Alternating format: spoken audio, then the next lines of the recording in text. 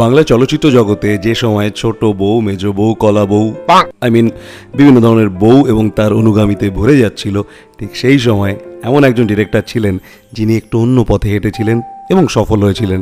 তিনি ঋতুপর্ণ ঘোষ। ঋতুপর্ণ ঘোষের ফিল্মোগ্রাফি রংধনুর থেকে কম কিছু নয়, আর সেই বর্ণময় ফিল্মোগ্রাফি থেকে আজ আমি বেছে নিয়েছি ঋতুপর্ণের সেরা 5 নম্বরে রয়েছে অন্তর্মহল। 2005 সালে মুক্তিপ্রাপ্ত এই ছবিটি পুরনো জমিদার বাড়ির ঘরের থেকে শুরু করে নারী মনের আয়না হয়ে ধরা দেয়। শরীরী চাহিদা এখানে একটা বড় চরিত্র বটে। সোহা আলী খান, অভিষেক বচ্চন, জ্যাকি শ্রফ প্রত্যেকেই ফাটিয়ে অভিনয় করেছিলেন, কিন্তু সমস্ত লাইমলাইট যিনি শুষে নিয়েছিলেন তিনি হচ্ছেন রূপা গঙ্গোপাধ্যায়। কি অসাধারণ অভিনয় তার! ছবিটা ইউটিউবে ফ্রিতে অ্যাভেলেবেল আছে, যারা দেখোনি এক্ষুনি গিয়ে দেখো। আজকের এই তালিকায় চতুর্থ স্থানে রয়েছে দহন। 1997 সালে মুক্তিপ্রাপ্ত সুচিত্রা ভট্টাচার্যের উপন্যাস অবলম্বনে তৈরি এই ছবিটিও দুটি নারীর গল্প বলে, একজন শিক্ষিকা, অন্যজন গৃহবধূ। তবে আসলে যে এই সমাজ প্রত্যেকটা মেয়েকে একই রকমভাবে ট্রিট করে, এই ছবি তার চোখে আঙুল দিয়ে দেখিয়ে দেয়। এই ছবিটিও ইউটিউবে একেবারে ফ্রিতে দেখতে পেয়ে যাবে। চোখের বালি আমাদের আজকের তালিকার তৃতীয় ছবি। 2003 সালে মুক্তিপ্রাপ্ত রবীন্দ্র উপন্যাস নিয়ে তৈরি এই ছবিটা একটা কাল্ট ক্লাসিক।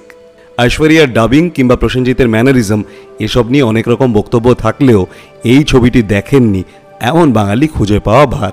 আমার মতে এই ছবিটা এতটাই নিখুঁত যে এই ছবি দ্বিতীয়বার আর কোনো ডিরেক্টর করতে সাহস পাবে বলে মনে হয় না।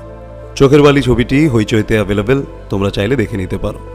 কৌশিক গঙ্গোপাধ্যায়ের হাত ধরে যে অভিনেতা ঋতুপর্ণ ঘোষকে আমরা পেয়েছিলাম, সেই অভিনেতা ঋতুপর্ণ ঘোষের চিত্রাঙ্গদা ছবিটি আমাদের আজকের তালিকার দ্বিতীয় স্থানে রয়েছে। চিত্রাঙ্গদা দ্য ক্রাউনিং উইশ 2012 সালে মুক্তিপ্রাপ্ত এই ছবিটি শুধুই রবীন্দ্রনাট্য রূপান্তর নয়, এই ছবিটি ঋতুপর্ণের নিজস্ব জার্নিও বটে।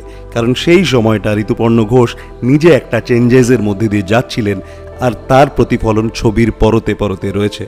সমাজ, নিজের পরিবার, সর্বোপরি নিজের শরীরের সাথে যে কনফ্লিক্ট এই ছবিতে দেখানো হয়েছে, জাস্ট অসাধারণ।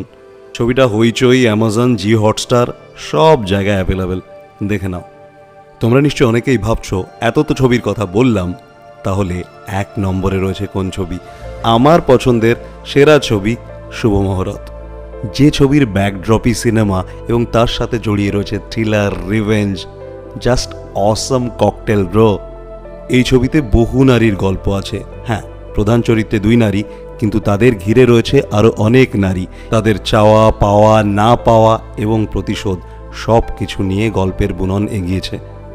যারা শুভ মুহূর্ত এখনও দেখোনি তারা হইচই কিংবা অ্যামাজন প্রাইমে গিয়ে ছবিটা দেখে নিতে পারো।